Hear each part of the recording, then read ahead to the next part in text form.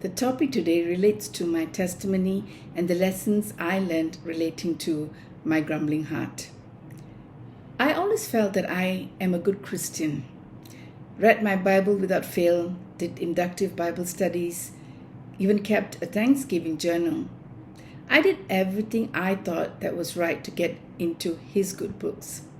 Unfortunately, when we carry on with this life, thinking that we are so perfect or so-called good, we fail to identify blind spots or get into a spiritual amnesia. We fail to see certain wrongs in our lives that provide a clear pathway or a platform for the evil one to hold on to and manipulate. In trying to live right, we become like Sadducees and Pharisees of the Bible. You see, I learned a great lesson recently about something that God wanted to teach me, and I thought of sharing my lesson here. Let me explain. The way in which the wrong was magnified was not direct. It was subtle, yet clearly targeted at my grumbling heart.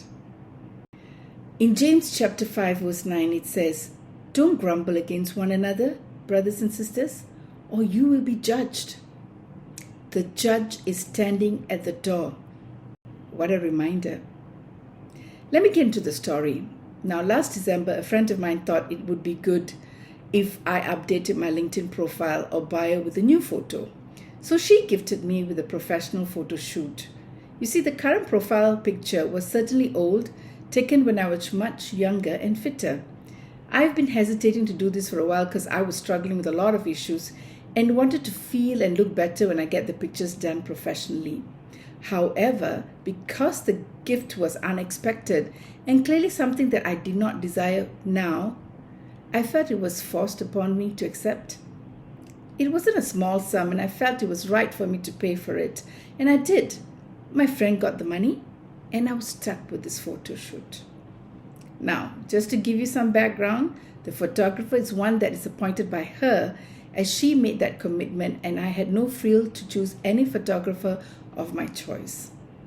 What I landed up with was a session to take these photos outdoors, which I didn't want to do so in the first place.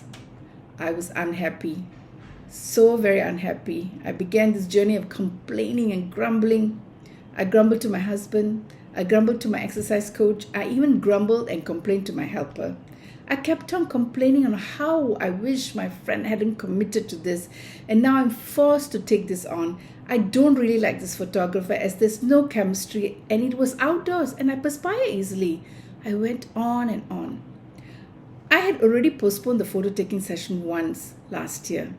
I couldn't postpone it any further. So recently I made the decision to just go ahead with it. Now, because it was to be on my bio, of course, I had to get my hair and makeup done professionally. The makeup artist, who is a friend, knew the photographer, and she commented that she didn't really like the photographer that I'm using. Boy, oh boy, her words validated my feeling and added to my woes, especially when I was going to shoot that very morning. The fact is, I don't really know this photographer. She had an unfriendly disposition and it didn't make it easy for me to talk to her. She also never gave me suggestions or guidance as what the shoot is going to be like. So it was so difficult. Based on this, I concluded that she's not a nice person and I judged her. The whole experience of photo taking turned out to be horrible, except for maybe 5 photos out of the 45-minute shoot that I had. It was a traumatic experience for me. My grumbling and complaining went on. I didn't stop but kept on going for days like a broken record, and I felt miserable. I knew deep down in my being that the grumbling and complaining was wrong and ugly, but the truth be told, I can't help myself. I tried. I just can't. I sunk in a deep, dark hole of misery and bitterness. I was using the lenses of ungratefulness and bitterness to validate what I was feeling, and this was wrong. I didn't like the person that I was becoming. Now, a few days after the event, in one of my walks with my husband, bless his kind heart, he asked me to stop. I was stunned as nothing else what he said mattered. but the simple words to stop hit me like lightning and a dagger to my being. At that point, I had a realization of what a grumbling or complaining heart meant. I was the Israelites in Exodus who was known for grumbling. You see, God made me realize that what I was doing was not only wrong, but also dangerous. What I didn't realize was that my grumbling eventually is grumbling against God. Basically, not trusting Him enough to redeem my situation. I'm not giving God opportunity to work on my behalf by trusting Him and miss out on His provision by complaining. If you read Exodus chapter 16, you will see that Israelites were grumbling against God. We understand that soon after the Israelites left Egypt, they complained about not having enough food. They said it would have been better for them to be slaves in Egypt than to starve in the wilderness.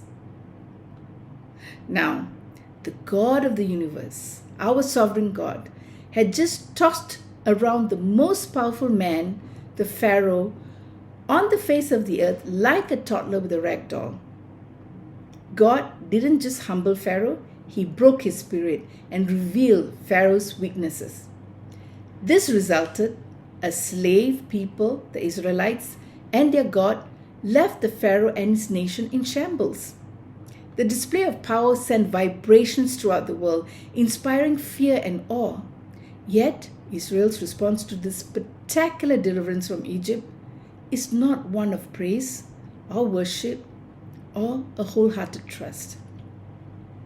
Instead, Israel responds with grumbling, complaining, murmuring, quarreling. No water, Moses? No beef, Moses?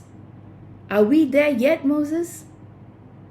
Now, spiritual amnesia sets in quickly, covered the eyes of the Israel's heart. They had so soon forgotten God's gracious and miraculous deliverance. Remember that they just experienced the most unimaginable miracles, and they were not grumbling about a headache or a pain here and there. No, this was pure faithlessness. This was a heart matter. I know better than God. Oh, if only He follows my plan. I became just like the group of Israelites who grumbled. Why couldn't I just let it go and be grateful for the opportunity to be grateful for my friend? Why did I become malicious and have this feeling against the photographer? You see, my complaint wasn't rooted in the circumstances that I was in, but the posture of my heart. We often complain or grumble about the weather, our government, our churches, the buses, the train, our circumstances, and in many things. These are truly trivial in light of eternity. In fact, I think Christians tolerate complaining and grumbling because we don't think it's destructive to our soul or even consider grumbling a sin. We are no different than the Israelites. Think about it. We live in a time of much abundance. Most of us are not going without water or food. We have homes to live in, clothes on our back, and food in abundance. Beautiful families to care and care and love. Most importantly, we know we're Christians. We have all our sins forgiven and our eternity is secure. So why do we then grumble? The fact is, our human nature tends to dwell on the negative more than the positive. Unfortunately, complaining is actually a spiritual problem. In Philippians 2, verses 12 to 16, you read, "Therefore, my beloved, as you've always obeyed, so now not only as in my presence, but much more in my absence, work out your own salvation with fear and trembling. For it is God who works in you, both to will and to work for His good pleasure. Do all things without grumbling or disputing, that you may be blameless and innocent children of God, without blemish in the midst of a crooked and twisted generation, among whom you shine as lights in the world, holding fast to the word of life." See, Israel complained after seeing God perform miracle after miracle. They were punished, of course. They had to wander around in the wilderness for 40 years. Again, in Numbers chapter 16, verse 46 onwards, you see that the grumbling also had serious consequences, and this was not taken lightly by the Lord. So, if God, who never changes, and who is the same yesterday, today, and forever, took the sin of grumbling nation of Israel so seriously back then why would he not in the lives of his children today? This question hit me hard, and I had to ask myself, I need to turn my grumbling into gratefulness. Grumbling complaints directly or indirectly declare that God is not sufficiently good, He's not faithful, He's not loving, wise, powerful, or competent. Faithless complaining is sinful because it accuses God of doing wrong. You see, I realized that I need to take a moment and look back at what God has done in my life. God's fingerprints all over my life and how He has protected my family and I, cared for me to this day. I'm grateful that He had awakened me to this ugliness. When we are not grumbling or arguing, we are actually being a positive light on God, and we serve to the lost world.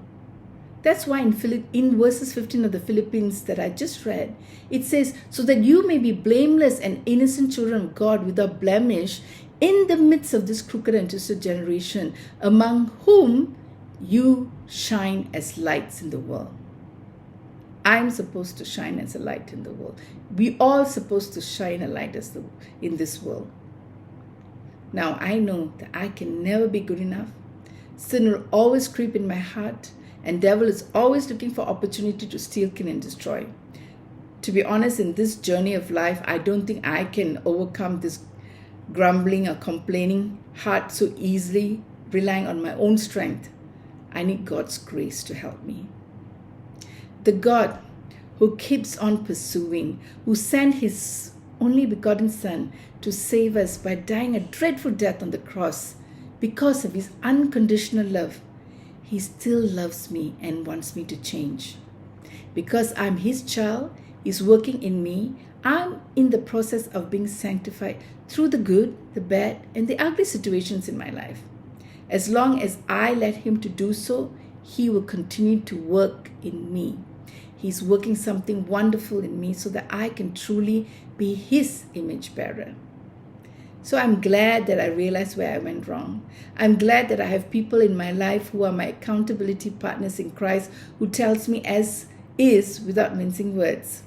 Next time when I grumble or put in a situation where I'm not happy, I will take it humbly before God and not others. Just like David did, where he took his concerns to God.